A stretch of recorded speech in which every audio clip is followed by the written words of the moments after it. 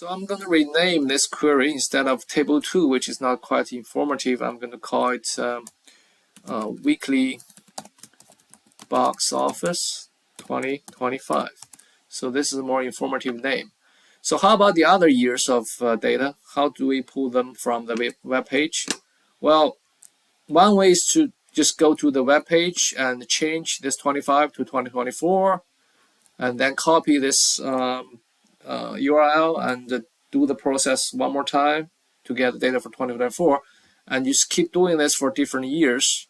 Okay, but apparently that doesn't kind of sounds like a good idea to pull the data to do the web scraping, because web scraping should give you more efficiency, should give you kind of more automated kind of process to pull data. So yes, indeed, we can do something called customer function in Power BI to make this process more automated. So to do that, I'm going to go to the advanced editor, which is kind of the underlying code for the current operation. Okay, so click on this advanced editor. You will see the what we call the M code, which is the underlying process that helped obtain the data from the web page. All right, so we can change the code slightly and make this process more automated. All right, so what I'm going to do is I'm going to introduce a new parameter. I'll call it year, and this is going to be a text format. And I'm going to type equal and a greater than sign. Okay, so this basically defines a parameter called year, and this parameter is going to be used in the following code to pull data for a particular year. So you can see here the source, currently the source, here we have the year 2025. Okay, so instead of year 2025, we can replace that 2025 with 2024, 2023. Okay, all the years you can think about. Then Power BI will use that particular year and pull the data from that web page, because you can see you have year 2025 and see the URL, basically the last position of this URL indicates that's year 2025. If you change this to year 2024, for example, then the last position of this URL changed to 2024. Okay, so basically different year on this web page is basically kind of indicated by this last parameter in this URL. So by changing that last parameter, instead of giving a specific number, I would just replace it with a parameter called year. I can work on pulling different years from this web page. So that's a thing you notice, that's a pattern you can notice, and that will help you to pull data from the web page with automated operations. Okay.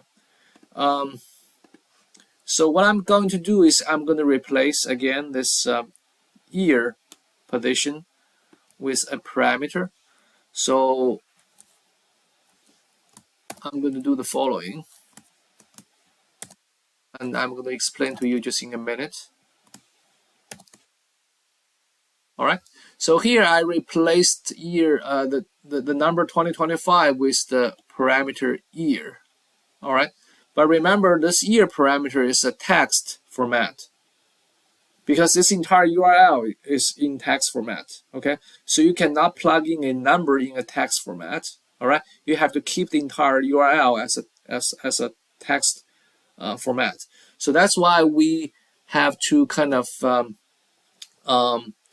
what we call concatenate, okay, different strings of a URL into one whole string. So here, the first part of the string is going to be this part, right? And following this part, I'm going to use this percent sign, which is kind of a connection, okay, of this first piece of the string with the second piece of the string, which is the year parameter. Okay, then I'm going to keep connecting it to the third piece of this string, which is this slash sign. Okay, so basically I'm connecting all three pieces of string together. This is the first piece. Okay, this is the third piece. And there's a second piece which is represented by the year parameter as a text format. Okay, the three strings are connected by this ampersand sign, such that all the three strings are combined together to become one whole string. All right, so that's how it works. So once you replace the number 2025 with this parameter year, this becomes a customer function, and you can call this function with different year numbers. Okay, so let's click done to finish this definition of this customer function. Okay, now because we are no longer just pulling data for year 2025, I'm going to rename this query. Okay, the current query becomes a customer function because we add a parameter to the underlying M code to make it a customer function. So now we rename this function instead of being more specific. I'm going to just call it weekly box office.